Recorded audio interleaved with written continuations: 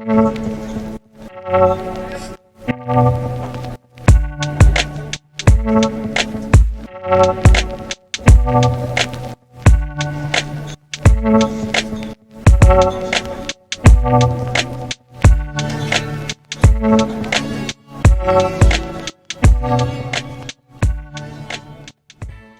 everyone, welcome back to my channel. I wanted to do a little bit of a fun video. My type 1s watching this are like, this isn't fun, none of this is funny. This is not funny. And let me just preface by saying a thing or two. I will timestamp the actual starting point of the video down below, but I just want to get something clear. I, speaking for myself, am in understanding that people say things and ask things, it's not always malicious. There's not always, bad or negative intent behind it. I understand that sometimes people ask questions because they want to know more or they're trying to strike up a conversation. So that's a little bit of the reason behind this video too, is that these are the 5 of the most popular common things that people say that for type 1s, or at least the ones that I've talked to and that I see on social media, not really things you want to say. So I'm gonna go over the things and then why you shouldn't say them. So if you've ever said this to a type 1, please do not get offended. I'm not doing this video to make fun of anybody. I really am trying to be educational, and hopefully this will help some people. Number 1 is asking a type 1 diabetic while or right before they're about to eat something if they're allowed to have that. This one I can understand coming from a place of concern, because it'll usually be a friend, a loved one, a family member, somebody that asks you this. Here's why we don't love that. For me, it makes me feel like I'm a child and you're asking me like, are you sure you're allowed to have that, young lady? So that, kind of makes me feel like I'm being chastised a little bit or treated like a child. We are allowed to have that. We are able to eat carbs and sugar. We just have to make sure that we bolus enough to cover what we are eating. I've had a crazy low blood sugar after eating like 4 slices of pie because I overdid my insulin. And to piggyback on that, it is also our decision whether or not we are willing to take the risk of potentially spiking. The second one is my so-and-so or so-and-so so-and-so died from diabetes. This one is a little bit of a quick 2-parter. So the first reason why you don't want to say that is that just kind of would make someone feel like shit. I'm very sorry, but I don't want to hear that someone who has what I have died from it. And I can understand that this is a type of statement where you want to be it's almost like, oh, I want you to know that I understand because my so-and-so relative or this person had it and this happened. Oh, they passed away. It's almost like I can see that being like a conversation starter, but it's almost disrespectful. The second part of this is that more than likely your person did not pass away from diabetes. There are many complications that come with diabetes. You don't actually pass away from having diabetes. It could be because you had DKA, you went into a coma, and you passed away because your blood sugar was so high for so long. It could be that you had a heart attack because diabetes does affect your cardiovascular system. It could be that you went into kidney failure, you had CKD from the diabetes, you passed away. You had a crazy infection, you had sepsis, passed away. So I feel like that's something good to know, is that, you don't necessarily pass away from diabetes. It's more about complications that come from it. But you're not overweight or you're too skinny to have diabetes. So this one, first of all, don't comment on people's bodies and their weight. You know what I mean? Like, just don't do that.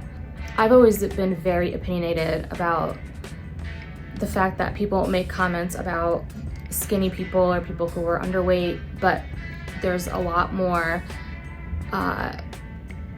people are a lot more offended when you talk about people who are overweight. So I've had people tell me, oh, you should go eat a hamburger, or, oh, you're way too skinny. Imagine if I went up to someone and I said, you're way too fat. I never understood why it's so much more acceptable to comment on someone when they're thin or even underweight. They could still be suffering from an illness, anorexia, bulimia, body dysmorphia. It always drove me crazy. I was very underweight when I was in my early 20s. I was about 95 pounds soaking wet. And I got comments all day long. I worked at a bank. I got comments all day long from people talking about, oh, when's the last time she ate? Oh, she needs to, like, how? That is not okay. That is not okay. I digress. I think this is one of the scenarios where people confuse type 1 and type 2. But I will also say type 2 diabetes does not always come from obesity, and people with type 2 diabetes are not always obese. So that's another false fact here. But I think people hear diabetes and they kind of collide the two. So I think most of the time people think diabetes and they think type 2 and they go, oh, that comes from being obese, but you're so skinny. So that one's just about kind of educating yourself on the two separate. They're very, very separate. Type 1 diabetes is completely separate from type 2 diabetes. One cannot become the other, totally separate diseases.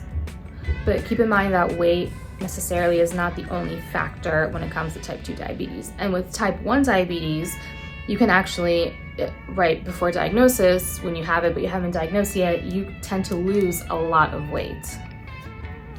But you're too young to have diabetes. Type 1 diabetes literally used to be referred to juvenile diabetes because we thought that only children got type 1 diabetes. Just knowing that fact that this disease specifically, shows up in children, saying, oh, you're too young to have diabetes, just doesn't make sense. It can grace you with its presence at any age. Like, there's no age limit or minimum age. I hear this one all the time, especially on TikTok.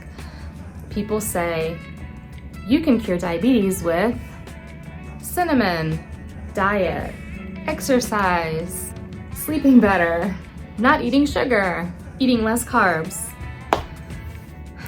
You can't cure type 1 diabetes. There's no magical food. There's no snap of a finger and you can get rid of it. It's a disease where your pancreas does not work. It does not produce insulin. So no foods that you could eat are gonna jumpstart your pancreas. There are foods you can eat that will help you control your blood sugar. They will help you stay in control, stay level. Sure, there are foods that will help you nurture your kidneys and foods that will help you with your liver. But there's nothing that you can take, that you can eat, that will cure it. But I hear this all the time. Oh, my so-and-so cured their diabetes with oregano. Do you have any idea how much cinnamon and oregano I've eaten in my life? Probably my two favorite spices. And I still very much so have type 1 diabetes. So those are the top 5. Let me know if you guys want me to do another video like this. If you have some that you want to talk about, leave them down below. If there's some questions that people ask you, or things they say that just drive you nuts, I can definitely cover a lot more. And again, please don't be offended by this video if you're someone that has said one of these. We are not ignorant, that we know that not everybody knows about diabetes, type 1 or type 2. We know that we have it, so we know a lot about it. But it's more about, in the moment, just kind of thinking about what you're gonna ask or what you're saying and think, will this upset that person? Or is this statement something that, could be offensive? Or is this statement gonna come off a certain way and I'm not gonna mean for it to? So it's mostly about just educating yourself. And I think it's great that people want to ask questions and they want to know that, but there are definitely different ways to word it. And I think that's another important thing to realize. Like, you could say like, oh, growing up, I always thought that diabetics couldn't eat sugar. Is that true? And then we love to educate about it. We love to educate about it. So please don't feel like we're telling you don't talk to us about it. Don't ask us questions. Don't talk about the fact that we have it. We know we have it. We know it's very obvious if we have our pump on us or our Dexcom or whatever it may be. Ask us questions about that stuff. But a lot of it is about how you word it. You know, it's a learning moment, it's a learning experience, coachable moment. Thank you guys so much for being here, and I will see you in the next video. Bye. Oh, and happy holidays to everyone, whatever holiday you celebrate. Happy holidays. And if I don't see you guys, Happy New Year. Oh, and make sure that you check out my links down below. I have a link tree, I have merch. You can see my beautiful diabetes shirts. I'm not wearing it, I don't know why I did that. But check them out. I'll have my Instagram link down below, my TikTok. Check me out there, I post on TikTok almost daily. And I will see you in the next one.